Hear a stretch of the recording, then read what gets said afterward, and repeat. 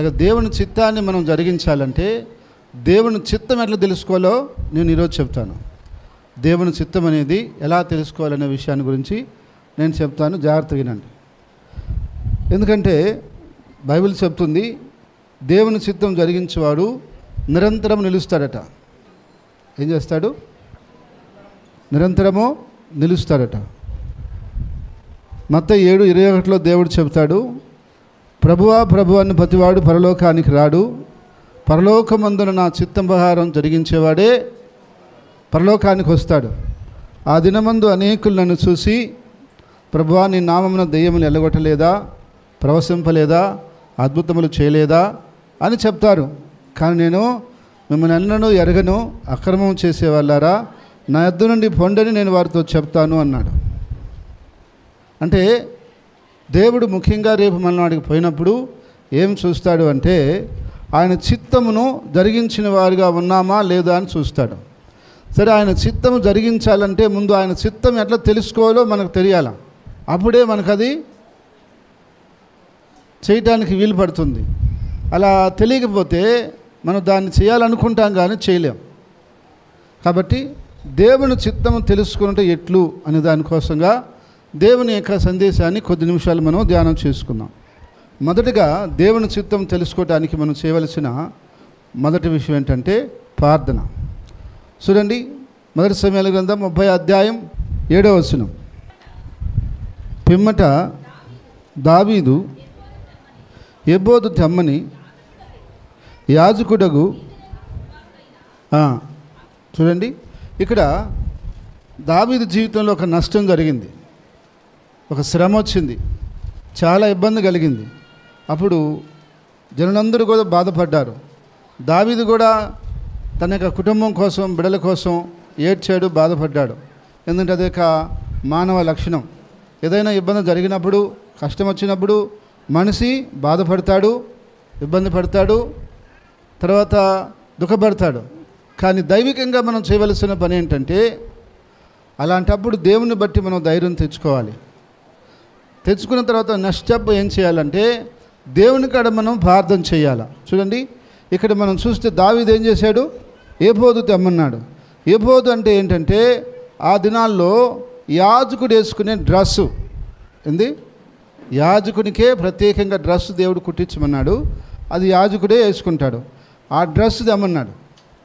ఆ డ్రెస్ తీసుకొచ్చిన తర్వాత దాన్ని వేసుకొని ఆయన కూర్చొని ప్రార్థన చేస్తున్నాడు. ప్రభువా, నా జీవితంలో ఇంత నష్టం జరిగింది, అది ఎందుకు జరిగిందో నేను చెప్పలేను, కానీ అది నీకు తెలుసు. అయినప్పటికీ కూడా నేను ప్రేమిస్తున్నాను, నువ్వు నాకు కావాలి. కానీ ఇప్పుడు ఈ పరిస్థితుల్లో నేనేం చేయాలి? అవతల జనులు నన్ను కొట్టడానికి రాళ్ళు తీసుకుంటున్నారు. ఇట్లా చూస్తే నష్టం చాలా తీవ్రంగా ఉంది. ఇప్పుడు నేను ఏం స్టెప్ తీసుకోవాలి, ఎలా చేయాలని చెప్పి దేవుని కాడ ఆయన చిత్తం కొరకు ప్రార్థన చేశాడు.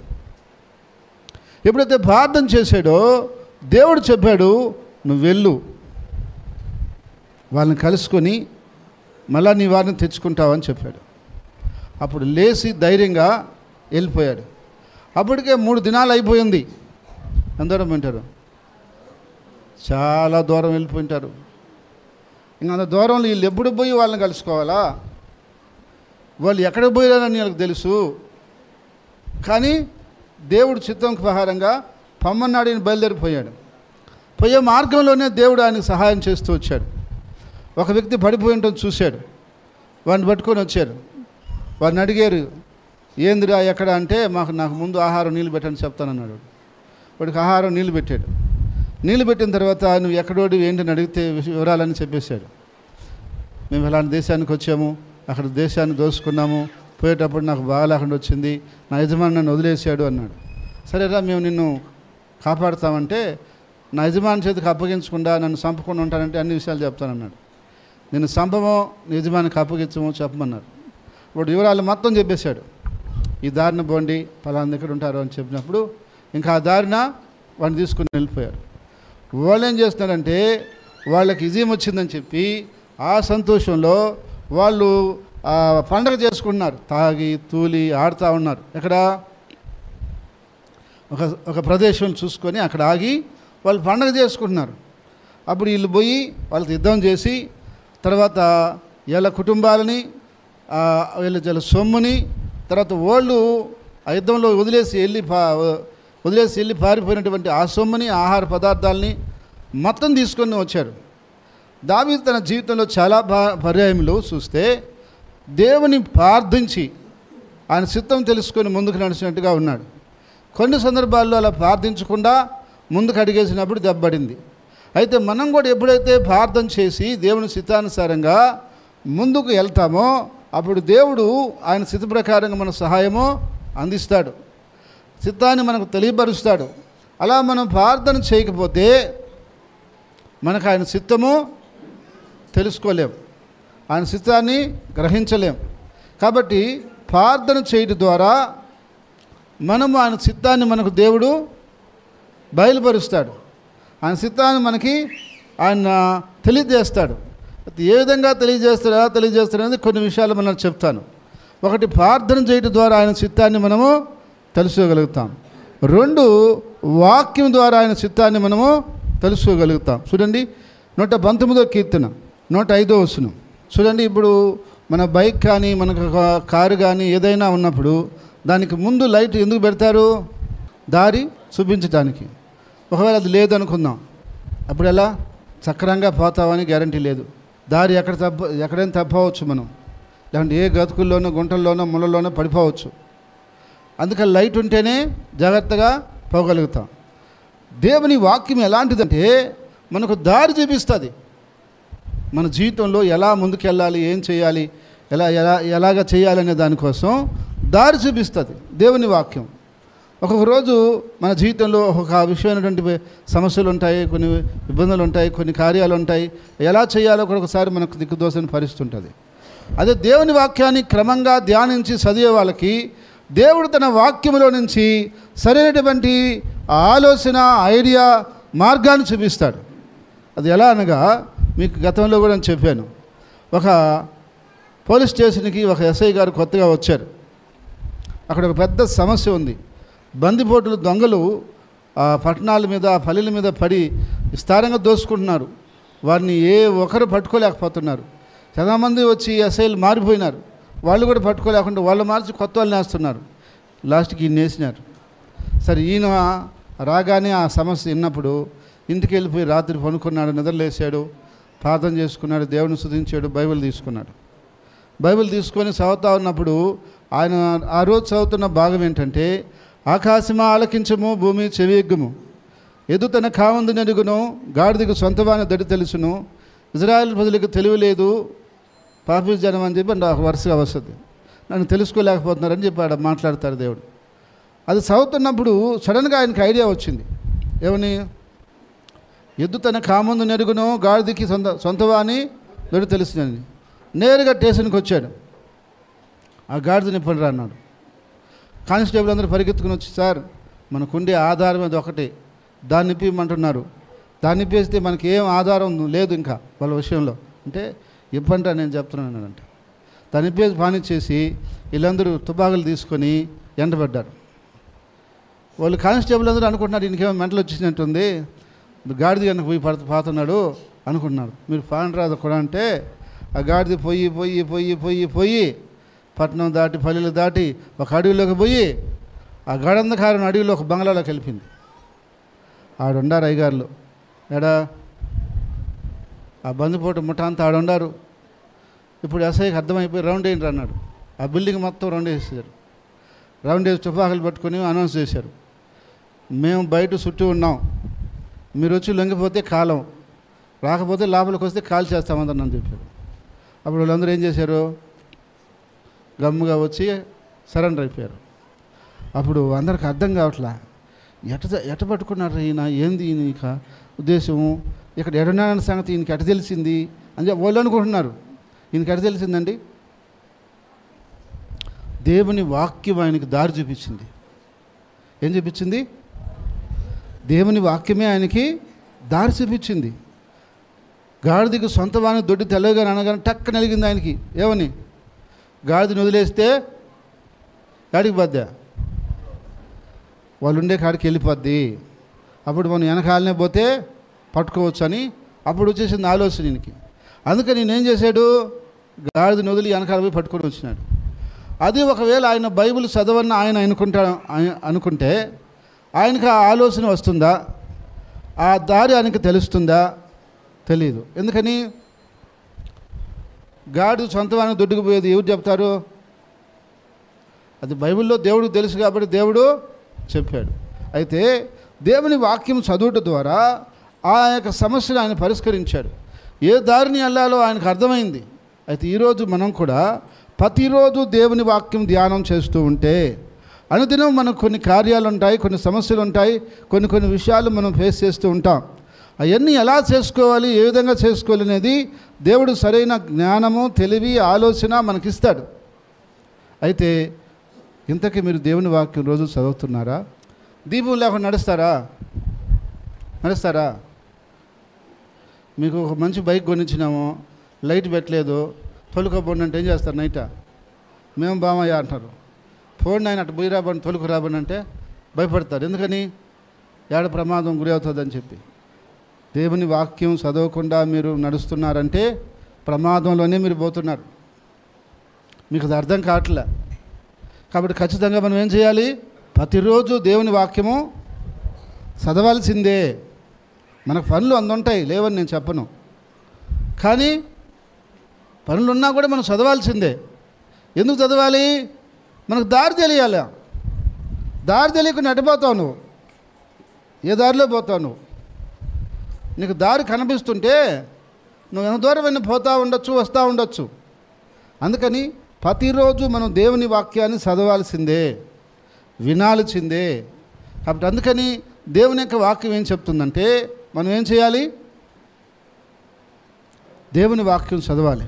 చదువుడు ద్వారా దేవుని చిత్తమును మనం తెలుసుకోగలుగుతాం. చూడండి, ఒకసారి చూద్దాం. ఇందాక చదివారు కదా, మత్తయి సువార్త 7:23. కాబట్టి ఈ నా మాటలు విని వాటి చొప్పున చేయి ప్రతివాడును బండ మీద తన ఇల్లు కట్టుకున్న బుద్ధిమంతుని పోలి ఉండును. వాన కురిచెను, వరదలు వచ్చును, గాలి విసిరి ఇంటి మీద కొట్టెను, కానీ దాని పునాది బండ మీద వేయబడిన గనుక అది పడలేదు. మరియు నా మాటలు విని వాటి చొప్పున చెయ్యని ప్రతివాడు ఇసుక మీద తన ఇల్లు కట్టుకున్న బుద్ధిహీనుని పోలి ఉండును. వాన కురిచెను, వరదలు వచ్చును, గాలి విసిరి ఆ ఇంటి మీద కొట్టెను, అప్పుడది కూలబడెను, దాని పాటు గొప్పదని చెప్పు. చూడండి, ఇక్కడ పైన దేవుని చిత్తం చేయాలి అని చెప్తూ వస్తూ కింద ఏమన్నాడంటే ఈ నా మాటలు చొప్పున చేయి ప్రతివాడు బండ మీద కట్టుకున్న ఇంటిని పోలి ఉన్నాడు అన్నాడు. బైబిల్లో చెప్పిన పద్ధతి కూడా ఆయన చిత్తమే ఉంది. బైబిల్లో చెప్పిన ప్రతి విషయం కూడా, ప్రతి మాట కూడా ఆయన చిత్తమే. బైబిల్లో చెప్పబడిన వాక్యం ప్రకారంగా మనం చేస్తున్నామంటే ఆయన చిత్తాన్ని మనము జరిగిస్తున్నామని అర్థము. ఆ వాక్యం ప్రకారంగా మనం చేయటం లేదు అంటే ఆయన చిత్తాన్ని మనము చేయటం లేదని అర్థము. అయితే ఇక్కడ కొంతమందికి ఒక ప్రశ్న ఉంటుంది, చాలామంది అడుగుతుంటారు. సందర్భం వచ్చింది కాబట్టి అది నేను క్లియర్ చేస్తాను. బండ మీద ఇల్లు ఉంది, ఇసుక మీద ఇల్లుంది. రెండు ఇల్లు కొన్నాళ్ళు బాగానే ఉంటాయి, కానీ తుఫాను, గాలి, వరద రాగానే ఏమవుతుంది? బండ మీద ఉన్న ఇల్లు పడిపోదు, ఇసుక మీద ఉన్న ఇల్లు. ఈరోజు చాలామంది అడుగుతున్న ప్రశ్న ఏంటంటే అంత భక్తిగా ఉండాలా, అంత నియమకంగా ఉండాలా, అట్టే చేయాలా? చాలా సంఘాలు అలా చేయట్లేదు, చాలామంది క్రైస్తవులకు పాటించడం లేదు. వాళ్ళు బాగానే ఉన్నారు కదా, వాళ్ళకి లేని మీకేమొచ్చింది, మీరు ఎందుకు అంత ప్రత్యేకం అని అడుగుతుంటారు. నిజమే, కొన్నాళ్ళు అందరూ బాగానే ఉంటారు. ఇసుక మీద ఇల్లు బాగుంటుంది, బండ మీద ఇల్లు బాగుంటుంది, కానీ తుఫాను వచ్చినప్పుడు విషయం తెలిసిపోతుంది. కొద్ది రోజులు అందరికీ బాగానే జరుగుతుంది. చాలామంది అంటుంటారు వాళ్ళు ఎటు నడుచుకున్న వాళ్ళు బాగున్నారు కదయ్యా, వాళ్ళు అన్ని చేస్తున్నా బాగున్నారు కదా అంటారు. బాగానే ఉంటుంది కొద్ది రోజులు, కానీ తుఫాను ఎప్పుడైతే మొదలవుతుందో, ఎప్పుడైతే ఆ యొక్క వరదలు వస్తాయో అప్పుడు రెండు వీళ్ళు సంగతి తెలిసిపోతుంది. కాబట్టి ఈరోజు లోకంలో రకరకాల భక్తి చేసేవాళ్ళు కూడా ఉన్నారు, లేరని అంటం లేదు. వాళ్ళు కూడా బాగానే ఉన్నారు. కానీ ఎప్పుడు తుఫాను వస్తుందో ఎవరికి తెలీదు, వచ్చినప్పుడు తేలిపోతుంది. కాబట్టి అందుకని వాళ్ళని చూసి మనము వాళ్ళకి బాగానే ఉండాలి, మనం ఎందుకు ఇంతగా ఉండాలి అనుకోబాకండి. అది ఇసుక మీద ఉన్న ఇల్లు, ఎప్పుడు కొట్టుకోబాదు ఎవరికి తెలియదు. కాబట్టి అందుకని దేవుని చిత్తం మనం చేయాలి అనుకుంటే బైబిల్ని ఖచ్చితంగా మనము అనుసరించి నడుచుకోవాలి. ఒకవేళ దేవుడు ఏ విధంగా చెప్పినా సరే దేవుని వాక్యానికి విరోధంగా ఆయన చెప్పడు. ఇది మనకు గుర్తు. దేవుని వాక్యానికి విరోధంగా ఆయన ఏమి మాట్లాడడు, ఏమి చెప్పడు. ఒకవేళ అలా చెప్పాడంటే అది అపవాదే మాత్రం, కానీ దేవుడైతే కాదు. కాబట్టి మూడో విషయం చెప్తున్నాను. ఒకటి, అపోస్తలుల కార్యాలు 10వ అధ్యాయంలో పౌలుకి 9వ వచనం నుంచి మనం చదివితే పేతురికి దర్శనం వచ్చింది. ఆ దర్శనం ఏంటని క్లారిటీ లేదు. అప్పుడు దాని గురించి ఆయన ఆలోచిస్తున్నాడు, సందేహిస్తున్నాడు. అయితే అప్పుడు పరిశుద్ధ ఆత్మ దేవుడు దాన్ని కన్ఫర్మ్ చేశాడు. చేసి నీకోసం 3 మనుషులు వస్తున్నారు వెతుక్కుంటా, సందేహించకుండా వాళ్ళతో కూడా వెళ్ళాను. కానీ అప్పుడు కిందకు దిగి వాళ్ళని చూసి వెళ్ళాడు. కొన్నిసార్లు పరిశుద్ధాత్మ ద్వారా దేవుడు తన చిత్తాన్ని మనకి తెలియజేస్తాడు. ఏం చేస్తాడు? పరిశుద్ధాత్మ ద్వారా తెలియజేస్తాడు. అయితే ఇది చాలా సున్నితమైన విషయం, చాలా సున్నితమైన విషయం. ఎలాగనగా అది ఆ ఎక్స్పీరియన్స్, అది తెలుసుకునే అంత ఎక్స్పీరియన్స్ వస్తే తప్ప అది మనం గమనించలేం. మీకు నేను అర్థమయ్యేదానికి ఒక మాట చెప్తా. ఇక్కడ మీరు లడ్డు చేసేవాళ్ళు ఎంతమంది ఉన్నారు? స్వీట్ చేసేవాళ్ళు. దాన్ని చేసేటప్పుడు ఏం చేయాలంటే పాకం పడతారు. ఆ పాకం సరైన సమయంలో దాన్ని పట్టుకొని ఆపితేనే అది సెట్ అవుతుంది. లేకపోతే నువ్వు ఎన్ని జీడిపప్పులు ద్రాక్షాలు ఇంకా గందరగోళం కూడా చేయి, అది బాగా రాదు. ఎందుకని? కరెక్ట్గా ఆ పాకం టైంలో చూసి దాన్ని ఏం చేయాలా? ఆపేసుకోవాలి, దించేసుకోవాలి. అప్పుడు మాత్రమే అది తెలుస్తుంది. పరిశుద్ధాత్మ దేవుడు మనతో చెప్తుంటాడు, కానీ చెప్పినప్పుడు అది ఆయన చెప్పాడు అనే విషయాన్ని పట్టుకోవాలంటే దాన్ని కొద్దిగా ఆ ఎక్స్పీరియన్స్ రావాలి. వచ్చినప్పుడు దాన్ని నువ్వు పట్టుకోగలుగుతావు. పట్టుకుంటే దేవుడు దాని చిత్త ప్రకారంగా మనం నడిపిస్తాడు. నేను ఉదాహరణకు చెప్పాలని చాలా విషయాలు చెప్పగలను. అయితే మన జరిగిన ఒక విషయం చెప్తా. నేను మన బెంగళూరుకి వెళ్ళా, అది మీ అందరికీ కూడా తెలుసు. అయితే నేను బెంగళూరుకి వెళ్ళిన ప్రతిసారి ఒక విషయంలో కొద్దు పడుతుండేవాడిని. ఎందుకంటే నాకు ఒక అలవాటు ఉంది, ఊరికే ఉండలేను, సేవ చేస్తూ ఉండాలా. ఎక్కడికి పోయినా, ఏ ఊరికి పోయినా ఎవరో ఒకరికి ప్రార్థన చేయటమో, సువార్త చెప్పటమో, ఎవరో ఒక ఇంటిని దర్శించటమో ఏదో ఒకటి చేస్తుండాలి. అంతేగాని గమ్ముగా ఉండి కూర్చొని తింటా ఉండంటే తింటా ఉండలేను. అది చాలా కష్టమైన పని. సరే, ఇప్పుడు ఎక్కడంటే ఏ ఊరికి పోయినా మన వాళ్ళు తెలిసిన వాళ్ళు ఉంటారు, సేవ చేస్తూ ఉంటాము. ఇప్పుడు అక్కడ ఎట్ట చేయాలా, అక్కడ ఏ విధంగా చేయాలా? అంటే నేను పోయినప్పుడల్లా కొంచెం కొదువుతూ వస్తూ ఉండేవాడిని. సరే, మొన్నటిసారి నేను పోయిన తర్వాత దేవుని ఆత్మ ఒక సహోదరునికి ఫోన్ చేయమని నన్ను ప్రేరేపిస్తే నేను ఫోన్ చేశా. తమ్ముడు, ఈరోజు మీ ఇంటికి వస్తానన్నా. అతను ఎంత సంతోషం అయిపోయిందంటే ఆ రోజు చచ్చిపోవాలనుకున్నాడంట అతను. ఎందుకు? అతను చెన్నైకి వెళ్ళాడంట, అక్కడ ఏదో సమస్య వచ్చిందని. ఇంక మనం ఎందుకు బతకటం, చచ్చిపోదాం అనుకుంటున్నాడంట. ఎప్పుడైతే నేను ఫోన్ చేసి వస్తానని చెప్పానో అప్పుడే ధైర్యం వచ్చిందంట. అందుకే ధైర్యం వచ్చి తర్వాత సాయంత్రం ఇంటికి పోయిన తర్వాత చెప్తున్నాడు, ఏమని, నిజంగా నాకు ఇలా అనిపించింది ఈరోజు, నా మైండ్ ఎందుకో పద్దం లేగాని అట్లా ఉండింది, చచ్చిపోదాం ఎందుకు మనం బతకటం అని. కానీ మీరు ఎప్పుడైతే ఫోన్ చేశారో నాకు మళ్ళీ ధైర్యం వచ్చేసింది అని చెప్తున్నాను. సరే, అప్పుడు వెళ్ళి ప్రార్థన చేసి చెప్పాను, ప్రభు చిత్తమైతే నేను ఇక్కడికి తరచూ 41 వస్తుంటా, వచ్చినప్పుడు నేను పని చేయటానికి ఒక మార్గం ఏర్పడేలాగా ప్రార్థన చేయి. ప్రభు చిత్తమైతే నేను వచ్చినప్పుడల్లా ఇక్కడ కొంత పని చేసిపోతా. ఎందుకంటే నేను ఎక్కడికి పోయినా ఏం చేయాలా? కొద్దిగా దేవునికి పని చేయాలా. కాబట్టి స్వకార్యము, సాంకార్యము 2 కార్యాలు మన జీవితంలో మనము చేయవలసి ఉంది. అయితే నాకు అర్థమైంది, ఒకవేళ నేను ఫోన్ చేయకుంటే పరిస్థితి ఏంది, ఒకవేళ అతను తొందరపడి అలా చేస్తుంటే ఒక మనిషి ఏమైపోతాడు. కానీ ప్రభు చిత్తానికి లోబడి అది పోవాలని చాలా 2 గంటల టైం పట్టింది. పోను 1 గంట, రాను 1 గంట. ఇక్కడలాగా మనం త్వరగా రాలేం. ట్రాఫిక్లో పడిపోయినామంటే ఎంత టైం పడుతుందో కూడా తెలియదు. అయినప్పటికీ కూడా పోయి ప్రార్థన చేసి మా దేవుని మాటలు చెప్పి వచ్చేటప్పుడు అతను చాలా సంతోషపడ్డాడు. ఎందుకంటే ప్రభు తన కార్యాన్ని తాను చేసుకుంటాడు. అది మన వల్ల ఏంది కాదు, అది ఎవరి కార్యం? దేవుడి బిడ్డని దేవుడే రక్షించుకున్నాడు. నేను కాదు కాపాడింది, నేను పోయినానని కాదు. ఎవరు కాపాడాడో?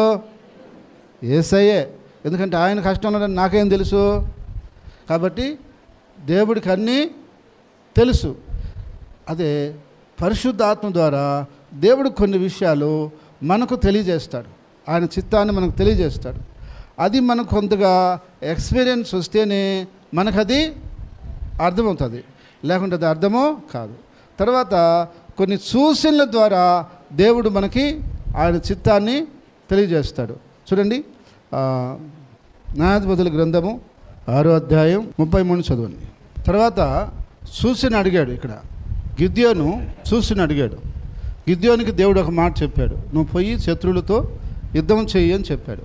చేయమంటే, అయ్యా నువ్వేమో పమ్మంటున్నావు, నేనేమో ధైర్యంగా పోలేకుండా, కానీ నాకు ఒక సూచన కావాలా అని అడిగాడు. ఏం కావాలి నీకు అన్నాడు. ఇదిగో ఇక్కడ గొర్రెబొచ్చు ఉంది, ఈ గొర్రెబొచ్చు మాత్రమే రాత్రికి మనసు వచ్చి తడిసిపోవాలా, మిగతా చుట్టుపక్కల నేల మీద ఆడ మంచి పడకూడదు అన్నాడు. సరే ఓకే అన్నాడు. తెల్లారి చూస్తే ఆ గొర్రెబొచ్చు మాత్రమే తడిసిపోయింది, పిండితే నీళ్ళు వస్తున్నాయి, మిగతా చుట్టుపక్కలంతా మంచు లేనే లేదు. అందరితో చాలా అయ్యా కోపడి బాకు ఇంకో మాట్లాడుతున్నాడు. ఏం చెప్పన్నాడు, ఈ రాత్రికి గొర్రెబొచ్చు మాత్రమే తడకూడదు, చుట్టుపక్కల నేల మాత్రం తడిసిపోవాలన్నాడు. సరే కానీ అన్నాడు. మళ్ళీ తెల్లారి చూస్తే గొర్రెబొచ్చు మాత్రమే డ్రైగా ఉంది, అంటే పొడిగా ఉంది, అది తడవకుండా ఉంది, మిగతా చుట్టుపక్కలంతా తడిసిపోయింది. అప్పుడు ఆయన ధైర్యం తెచ్చుకొని ఇంక పోతానయ్యా, నువ్వు ఇంత సూచనిచ్చిన తర్వాత నేను ఆగను అని చెప్పి లేచి దానికి పోయి జయించుకొని వస్తాడు. కాబట్టి ఒకసారి దేవుడు కొన్ని సూచనల ద్వారా దేవుడు తెలియపరుస్తాడు. తర్వాత దర్శనము ద్వారా దేవుడు తెలియపరుస్తాడు, కళ ద్వారా దేవుడు తెలియపరుస్తాడు. అయితే దీని గురించి ఒక 2 మాటలు చెప్పి ముగించేస్తాను. అపోస్తుల కార్యాలు 9వ అధ్యాయం 10వ వచనం చదువుదాం. చూడండి, ఇక్కడ పౌలుకి వెళ్ళి ప్రార్థన చేయమని అననీయ అనేటువంటి ఒక ప్రవక్తతో దేవుడు చెప్తున్నాడు. ఎలా చెప్తున్నాడు? దర్శనమందు చెప్తున్నాడు. కాబట్టి దర్శనము ద్వారా కూడా దేవుడు తన చిత్తాన్ని బయలుపరుస్తాడు. అయితే ఇక్కడ కాసేపు మాట్లాడతాను నేను. ఈరోజు మాయా దర్శనాలు చూసి చాలామంది చెప్పేవాళ్ళు ఉన్నారు. దాని గురించి సబ్జెక్ట్ వచ్చినప్పుడు దర్శనం అంటే ఏంటి, ఆ దర్శనం ఏది దర్శనమో, ఏ దర్శనాన్ని నమ్మాలి, ఏ దర్శనం నమ్మకూడదనే విషయాలన్నీ బైబిల్లో ఉన్నాయి. దాని గురించి నేను మళ్ళీ ఒకసారి చెప్తాను. కానీ మాయా దర్శనాలు కూడా ఉన్నాయి. ఏం దర్శనాలు? మాయా దర్శనాలు. సాతాను కూడా కొన్ని దర్శనాలు చూపిస్తాడు, దాన్ని మనం నమ్మిపోతే మోసపోతాం. దేవుని దర్శనము, సాతాను దర్శనం కూడా ఉంది. తర్వాత కళ. యేసేపు ఆ రోజు అంత ధనవంతుడు కావడానికి గల కారణం ఏంటంటే, రాజుకు ఒక కళ వచ్చింది. ఆ కళ ఏంటో ఎవరు చెప్పలేకపోయారు, కానీ యేసేపు మాత్రమే దాని గురించి చెప్పాడు. అప్పుడు ఆయన ఆ స్థితికి రాగలిగాడు. దానియేలు కాలంలో రాజుకు ఒక కళ వచ్చింది. ఆ కళ ఏంటో ఎవరు చెప్పలేకపోయారు, దానియేలు చెప్పాడు. అప్పుడు ఆయన దేవుడు హెచ్చించాడు అక్కడ. కాబట్టి కళ ద్వారా కూడా దేవుడు మనకి కొన్ని విషయాలు చూపిస్తాడు. అది కూడా సాతాను కూడా కొన్నిసార్లు కళలు మనకు చూపిస్తుంది. కాబట్టి నాకు ఈ కళ వచ్చింది అని చెప్పి పిచ్చి పిచ్చి చేసి లేకూడదు. ఒకడు అన్నాడంట, నిన్ను ఒక అమ్మాయి కడుపు నిన్ను చేసుకున్నట్టు నాకు కళ వచ్చింది, నిన్ను చేసుకుంటున్నాడంట. అంటే ఇటువంటి పిచ్చి పిచ్చి కళలు కూడా వస్తుంటాయి. కాబట్టి ఇవన్నీ కాదు, దైవికమైన కళ కూడా ఉంది, సాతాను పిచ్చి పిచ్చి కళలు ఇచ్చేది కూడా ఉంది. కాబట్టి అవన్నీ కొంచెం మనకు అనుభవం రావాలి, తెలుసుకోవాలంటే క్లారిటీగా ఉండాలి. లేకపోతే మన పదిదాన్ని నమ్మేమంటే చాలా మోసపోతాం. కాబట్టి ఇప్పుడు చెప్పండి ఇంకొక మాట చివరిగా, స్వరము ద్వారా కూడా దేవుడు మాట్లాడతాడు. ఏం చేస్తాడు? స్వరము ద్వారా కూడా దేవుడు మాట్లాడతాడు. ఆ అపోస్తలుడైన పౌలుతో ఏమన్నాడు? సౌలా సౌలా నన్నెందుకు హింసిస్తున్నావు అన్నాడు. నువ్వెవరయ్యా నేను హింసించడానికి అని ఆయన అడిగాడు. నేనెవరో నీకు తెలియదా? యేసుక్రీస్తుని కదా అన్నాడు. అయ్యా నాకు తెలియదు స్వామి, నువ్వు యేసుక్రీస్తు అని నాకు తెలియదు స్వామి, తప్పు అయిపోయింది, ఏం చేయమంటావు చెప్పు అన్నాడు. నువ్వు పట్టణంలోకి పో, నేనేం చేయాలని అక్కడ చెప్తానన్నాడు. అంటే కొన్నిసార్లు దేవుని స్వరం ద్వారా కూడా మనం వాటిని తెలుసుకోగలుగుతాం. అయితే ఇప్పుడు రండి, ఇవన్నీ మనకు తెలియాలంటే మనం దేవునికి దగ్గరగా ఉండాలి. హల్లెలూయా. ఏంది? దేవుడికి దగ్గరగా జీవించే వాళ్ళగా ఉండాలా. ఇది తెలుసుకోవాలంటే మనం దేవునికి దూరంగా ఉంటే నాకు తెలియదు, దేవుడి చిత్తం చెప్పలేదయ్యా, నాకేం దేవుడి చిత్తం చెప్పలేదా అంటే ఎటు చెప్తాడు నీకు ఎటు చెప్తాడు? నువ్వు దేవునికి దగ్గరగా అందుబుళ్ళు ఆయనకు అనుగుణంగా నడుస్తున్నావా నీకు చెప్పడానికి? నడవకపోతే చెప్పడు. మనము సమూయేలు గ్రంథంలోకి వెళ్తే సమూయేలుతో దేవుడు మాట్లాడుతున్నాడు, ఏలీతో దేవుడు మాట్లాడలే. ఇద్దరు ఒకే మందిరంలో పనుకొని ఇద్దరు ఒకే దగ్గర పనుకొని ఉన్నారు. పిల్లవాడితో దేవుడు మాట్లాడుతున్నాడు, పెద్ద ఆయనతో దేవుడు మాట్లాడటంలే. ఏమి? చిన్నవాడైనా సరే చిన్నప్పటి నుంచి భయభక్తులుగా ఉన్నాడు సమూయేలు. అందుకని దేవుడికి దగ్గర అయ్యాడు కాబట్టి దేవుడు మాట్లాడుతున్నాడు. దేవుడికి నువ్వు దగ్గర అయ్యావంటే దేవుడు నీతో మాట్లాడతాడు. దేవుడికి నువ్వు దూరంగా ఉంటే దేవుడు నీకు ఎట్లా మాట్లాడతాడు? దేవుడు నాతో మాట్లాడాలయ్యా అని చాలామంది అంటుంటారు, కానీ దగ్గర అవ్వాలి. ఇంకా ఫైనల్గా చెప్తున్నా, ఆయన వాక్యములో నుంచి సందేశం ద్వారా దేవుడు మాట్లాడతాడు. హల్లెలూయా. దేని ద్వారా? ఇప్పుడు నువ్వు ఏదైనా ఒక విషయాన్ని గురించి ఆ మనసులో ఉంది, దాని గురించి ఒక నిర్ణయం తీసుకోలేకున్నావు, ఆదివారం దేవుని మందిరానికి వచ్చావు, నీకు ఆ రోజు దేవుని మెసేజ్లో నుంచి దాని గురించినటువంటి ఆ క్లియరెన్స్, దాని గురించినటువంటి సందేహం పోనట్లుగా దేవునితో మాట్లాడతాడు. హల్లెలూయా. మాట్లాడినప్పుడు అది నువ్వు అర్థం చేసుకోవాలా. ఏం చేయాలి? అర్థం చేసుకోవాలి. కాబట్టి ఈరోజు చాలామంది అది తెలుసుకోలేకపోతున్నారు, అది గ్రహించలేకపోతున్నారు. ఇది మీకు కొంత ఎక్స్పీరియన్స్ ఉండొచ్చు. ఏమని? చాలాసార్లు వాక్యంతో మన దేవుడు దర్శించి ఉన్నాడు కాబట్టి ఇప్పుడు చెప్పండి, దేవుని చిత్తమును మనం చేయాలంటే ముందు ఎట్లా తెలుసుకోవాలో మనకు మార్గం తెలిసి ఉండాలి. దాన్ని ఎలాగా కనుగొనాలి, ఆ దైవ చిత్తాన్ని మనం ఎలా కనుగొనాలి అనేది మనకు తెలిసి ఉంటే, ముందు కనుగొంటే తర్వాత దాన్ని చేయగలుగుతాం. ఇది అని మనకు ఒక క్లియర్గా తెలిసిన తర్వాత దాన్ని మనం చేయగలుగుతాం. అది చేయాలని తెలియనప్పుడు మనం ఏది చేయాలని కన్ఫ్యూజన్లో ఉంటాం. అందుకని మనం అది తెలుసుకోవాలంటే దానికి మార్గాలు ఇవి చెప్పండి. 1, 2, 3 పరిశుద్ధాత్మ, 4 సూచనలు, 5 దర్శనం, 6 కళ ద్వారా మనసు, 7 స్వరం ద్వారా కూడా దేవుడు మాట్లాడతాడు, 8 వాక్యం ద్వారా. అంటే ఇందాకే వాక్యం గురించి చెప్పుకున్నాం. అయితే సందేశం ద్వారా కూడా దేవుడు మనతో మాట్లాడతాడు. అయితే ఇది మాట్లాడినప్పుడు దాన్ని మనం ఇది అని గ్రహించుకోవాలి. దేవుని చిత్తం ఇదే అని గ్రహించుకున్నప్పుడు అలా మనం ముందుకెళ్తే దేవుడు అక్కడ ఆయన కార్యము జరిగిస్తాడు. దేవుని చిత్తం ఏదో దాన్ని గ్రహించి మనం నడుచుకుంటే మనం నిరంతరము జీవించి ఉంటాం. హల్లెలూయా. ఎన్ని ఆటుపోట్లు ఎదురైనా మన ఇంటికి ఏం కాదు. బండ మీద నీళ్ళు పడిపోదు, అది స్థిరంగా ఎప్పటికీ ఉంటుంది. ఆ దిశగా మనందరూ నడిపించి ఆశీర్వదించునుగాక. ఆమేన్. ప్రార్థన చేసుకున్నాం. ప్రేంగల తండ్రి, పరిశుద్ధమైన దేవానికి స్తుతులు స్తోత్రాలు చెల్లిస్తున్నాం నాయన. ఇంతవరకు అయ్యా మమ్మల్ని కాచి కాపాడి భద్రపరుస్తూ నడిపిస్తున్నందుకు వందనాలు. యేసయ్యా, మీరు చేసిన ప్రతి కార్యమును బట్టి, ప్రతి విషయంను బట్టి నీ కృతజ్ఞతలు చెల్లిస్తున్నాం, నీకు వందనాలు చెల్లిస్తున్నాం. నీ చిత్తానుసారంగా మేము నడుచుకోవటానికి సహాయం చేయండి. అయితే అది నడుచుకోవాలంటే ఎలా తెలుసుకోవాలో మీరు మాతో చెప్పారు. ఆ విధానంలో మేము తెలుసుకొని ముందుకు సాగుటకు క్రీస్తునందు ప్రియ సహోదరి సహోదరులందరికీ ప్రభు యొక్క నామములో వందనాలు తెలియజేస్తున్నాను. గత 28 సంవత్సరాల నుండి ప్రభు యొక్క పరిచర్యలో కొనసాగటానికి ప్రభు ఎంతగానో కృప చూపించుకున్నాడు. అయితే ఈ సంవత్సరం నుండి జీసస్ సేవ్ టీవీ ద్వారా దేవుని వాక్యాన్ని అనేకులకు అందించడానికి దేవుడు మా మీద ఎంతో కనికరం చూపించున్నాడు. దేవుని వాక్యాన్ని ప్రతి వారం మీకు ఈ ఛానల్ ద్వారా అందిస్తున్నాం. ఈ వాక్యం ద్వారా మీరు బలపరచబడుతున్నట్లయితే తప్పకుండా మీ స్పందన మాకు తెలియచేయండి. ఇలాంటి స్వచ్ఛమైన యథార్థమైనటువంటి వాక్యం కొరకు మీరు ఆశపడుతున్నట్లయితే, ఎదుగుతున్నట్లయితే మా ఆరాధనలో పాల్గొనండి. తప్పక దీవెన పొందండి. ప్రతి ఒక్కరిని ప్రేమపూర్వకంగా ఆహ్వానిస్తున్నాం.